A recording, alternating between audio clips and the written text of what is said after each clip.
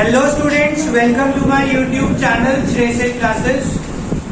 हमारा एक चैप्टर चल रहा है पिछले काफी दिनों से। चैप्टर का नाम है फाइनेंशियल मैनेजमेंट। उसका लास्ट टॉपिक हमने लास्ट क्लास में स्टार्ट कर लिया था, बट उससे कुछ फैक्टर्स रह गए थे, तो उस टॉपिक को कंटिन्यू करते हैं। पहले टॉपिक का मतलब एक बार दोबारा से समझते हैं। टॉपिक है वर्किंग कैपिटल। मैंने आपको बताया था वर्किंग कैपिटल का मतलब होता है कि जो बिजनेस में पैसा इन्वेस्ट करना है उसमें से कितना पैसा आप शॉर्ट टर्म असेट्स में या डे टू डे वर्किंग के लिए अपने पास रखेंगे, that is known as working capital. अब किसी बिजनेस में वर्किंग कैपिटल ज्यादा चाहिए होती है और किसी बिजनेस में वर्किंग कैपिटल कम चाहिए होती है। तो उसमें सबसे पहला हमने पॉइंट पढ़ लिया था, उस दिन 2 पॉइंट पढ़ लिए थे। पहला नेचर ऑफ द बिजनेस और दूसरा scale of operation. Nature of business में मैंने आपको बताया था 2 तरह के होते हैं। कौन कौन से? मैन्युफैक्चरिंग और ट्रेडिंग। स्केल ऑफ ऑपरेशन में चलो बाद में बात करते हैं। मैन्युफैक्चरिंग और ट्रेडिंग दोनों में से किसमें वर्किंग कैपिटल ज्यादा चाहिए बेटा आपको? अगर आपकी फैक्ट्री है तो आपको रूटीन में खर्चे ज्यादा होंगे, और अगर आपकी ट्रेडिंग है तो आपके रूटीन में खर्चे कम होंगे। ठीक है, यही लिखना है वहां पे as it is. Scale of operation में लार्ज स्केल और स्मॉल स्केल, दोनों में से किसमें आपको वर्किंग कैपिटल ज्यादा चाहिए? लार्ज स्केल में आपको वर्किंग कैपिटल ज्यादा चाहिए और स्मॉल स्केल में वर्किंग कैपिटल कम चाहिए। Is it okay? आगे चलते हैं, थर्ड पॉइंट पढ़ते हैं। Third point is business cycle. ध्यान से समझना बेटा, बिजनेस साइकिल का मतलब क्या होता है? हमारे बिजनेस की जो साइकिल है वो ऐसे चलती है, आपको कई बार बता चुका हूं। बूम, रिसेशन, डिप्रेशन, रिकवरी और बूस्ट। जब इकोनॉमी में बूम हो तो आपको वर्किंग कैपिटल ज्यादा चाहिए या कम? सोच के बताना। बूम है, बूम मतलब मार्केट में बहुत ज्यादा डिमांड है हर चीज की, पैसा बहुत है लोगों के पास, तो आपको वर्किंग कैपिटल ज्यादा चाहिए या कम चाहिए? क्योंकि आपका बिजनेस हाई लेवल पे चल रहा होगा, प्रोडक्शन ज्यादा, सेल ज्यादा, तो आपका पैसा भी ज्यादा लगेगा ऑब्वियसली। देखो क्या, और अगर डिप्रेशन में है तो क्योंकि प्रोडक्शन कम कर देंगे, सेल कम है तो देखो क्या लिखते हैं। In case of boom the production as well as sales are likely to be higher, as a result the working capital investment requirement will be higher. As against this, during depression, working capital requirement will be lower since sales and production will be low. समझ आ गई बात? तो अगर depression में है तो सब चीजें कम हो जाएगी, तो वर्किंग कैपिटल भी कम, और अगर बूम पे है तो वो भी ज्यादा। नेक्स्ट इज, ध्यान से समझेंगे बेटा, सीजनल फैक्टर। अगर आपका बिजनेस का इस टाइम सीजन चल रहा है, पीक सीजन, तो आपको वर्किंग कैपिटल ज्यादा चाहिए। क्यों? क्योंकि पीक सीजन में प्रोडक्शन बढ़ाएंगे, सेल बढ़ेगी, तो ऑब्वियसली रिक्वायरमेंट ज्यादा होगी। और अगर हम बात करें लीन सीजन की, जिसको आप नॉर्मली ऑफ सीजन बोलते हैं, तो उसमें कम चाहिए। तो देखो क्या लिखा है, पढ़ते हैं। In peak season higher amount of working capital is required because of high level of activity. क्योंकि आपकी एक्टिविटी भी हाई लेवल की है, तो आपको वर्किंग कैपिटल ज्यादा चाहिए।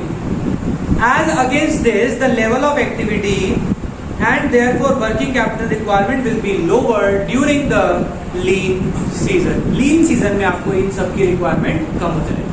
Clear? Fifth, production cycle। बेटा ध्यान से समझेंगे हम।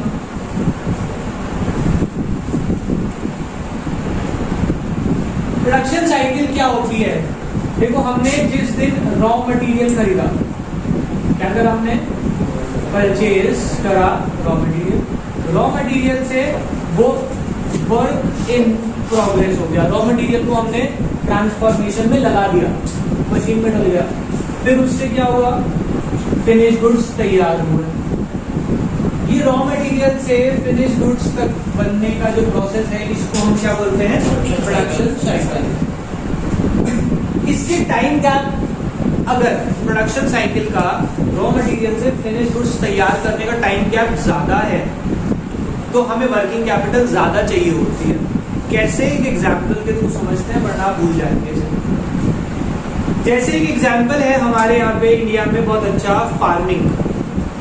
जब किसान पैसा अरेंज करके एक सीजन में अपने खेत में बीज बोता है, उसके बाद पानी डालेगा, इंसेक्टिसाइड पेस्टिसाइड्स लगाएगा, रोज उसकी सफाई करेगा, फर्टिलाइजर्स डालेगा, तो उसको क्रॉप कितने टाइम बाद मिलेगी?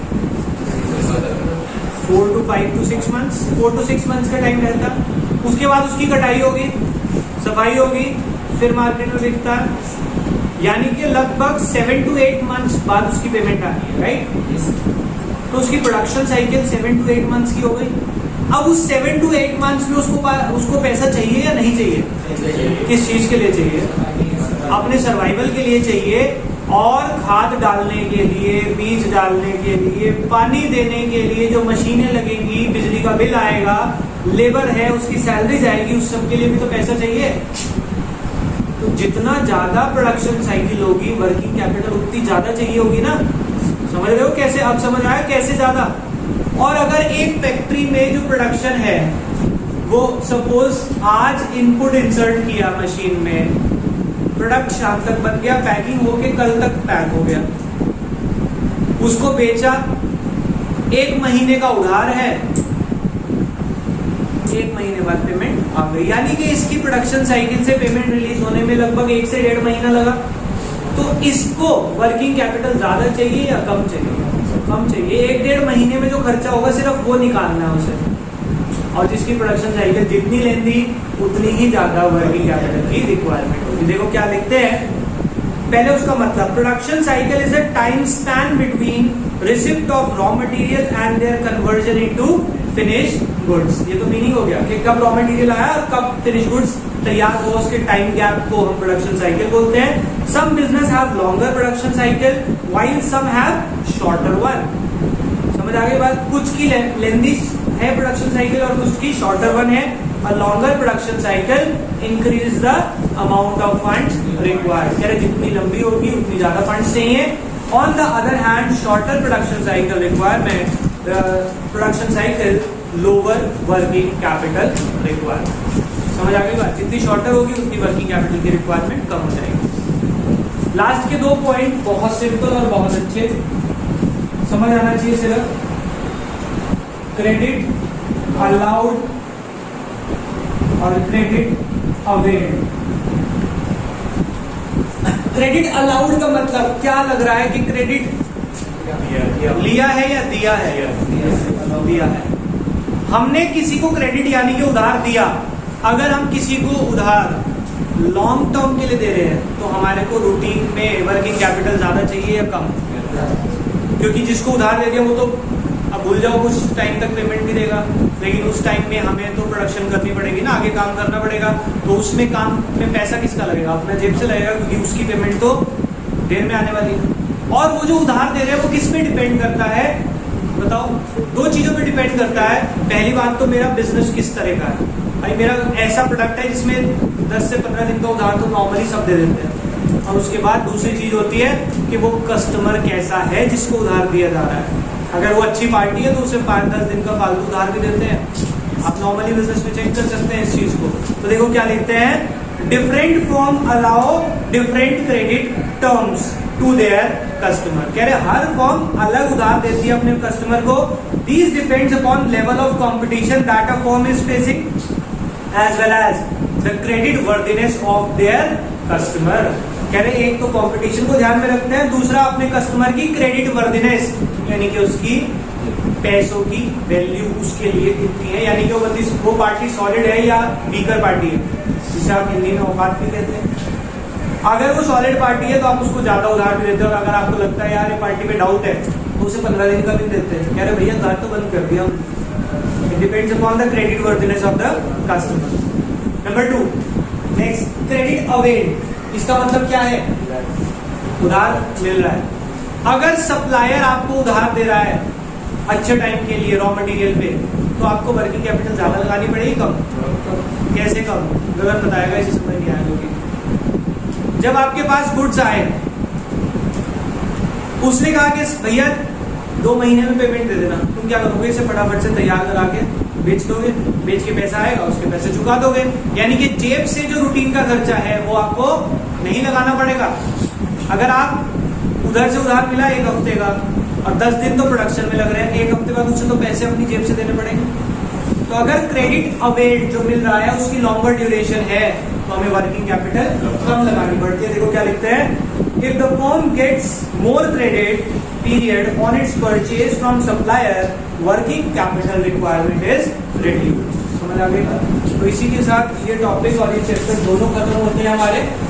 नेक्स्ट चैप्टर भी हम अभी उसका इंट्रो करेंगे, दैट इज चैप्टर नंबर 10। एक बार उसके नोट्स अरेंज करें। देखो बेटा, नेक्स्ट चैप्टर जो हम स्टार्ट कर रहे हैं that is the financial market. Financial market का मतलब क्या होता है बेटा, इधर समझेंगे।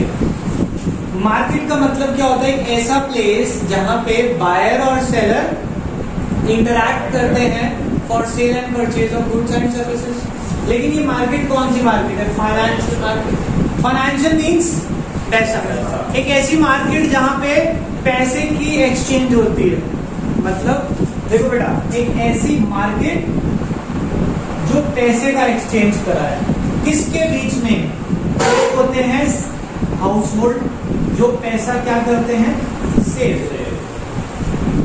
और एक होती है बिजनेस फर्म जो पैसा अलग अलग प्रोजेक्ट में इन्वेस्ट करते हैं।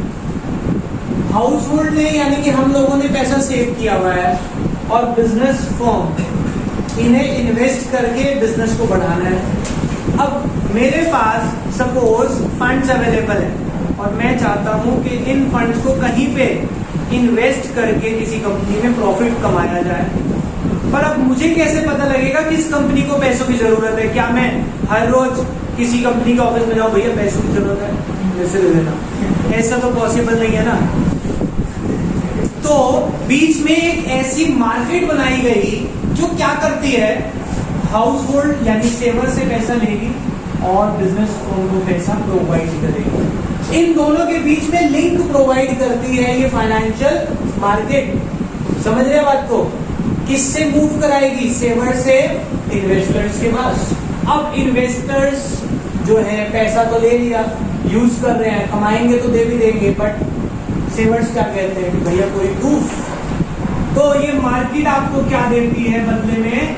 Shares, bonds, debentures. समझ रहे हैं? क्या देंगे आपको बदले में? शेयर्स, बॉन्ड्स और डिबेंचर्स। और इसको हम बिजनेस की लैंग्वेज में बोलते हैं फाइनेंशियल एसेट्स। ये आपको क्या देंगे? फाइनेंशियल एसेट्स देंगे बदले में आपको, जिसको आप शेयर्स, बॉन्ड्स और डिबेंचर्स किसी भी नाम से जाना जा सकता है। क्लियर हो गई बात? तो एक बार इसका इंट्रो पढ़ते हैं। Financial market is a link between saver and investors, यानी कि ये सेवर्स और बोरोवर्स के बीच में लिंक का काम करते हैं। It consist of 2 sectors, number 1 household sector who saves and number 2 business firm who invest these funds. ठीक है, फिर इसके बाद देखो, financial market helps to link between saver and investors by mobilising funds between them. इन दोनों के बीच में लिंक प्रोवाइड करती है। कैसे? उनके फंड्स को मोबिलाइज यानी मूव कराती है हाउस होल्ड से इन्वेस्टर के पास। Financial market transfer money from surplus unit to deficit unit. कह रहे जिसके पास सरप्लस है वहां से मूव कराएगी, किसको? जिसके पास कमी है, डेफिसिट है। It is a market for creation and exchange of financial assets. कह रहे ये क्या एक्सचेंज करा रही है? Financial assets. पैसा इधर से इधर जाएगा और बदले में क्या दिलवा देगी एक्सचेंज में? Financial assets. नीचे देखो इसका ग्राफ बना रखा है। अभी जो फाइनेंशियल मार्केट होती है बेसिकली बेटा 2 तरह की होती है। एक होती है कैपिटल मार्केट और एक मनी मार्केट। आगे इस चैप्टर में हम पढ़ेंगे, बट उससे पहले आपको ये फाइनेंशियल मार्केट का कॉन्सेप्ट समझ आया ये है क्या, और इसका काम क्या है आपको समझ आ गया? जो इसका काम है वही इसके फंक्शंस हैं। 4 तरह के फंक्शन ये परफॉर्म करती है, उसको हम पढ़ेंगे नेक्स्ट क्लास में। बस इंट्रो को पढ़ के आना, बाकी करते हैं नेक्स्ट क्लास में। अभी के लिए बाय बाय।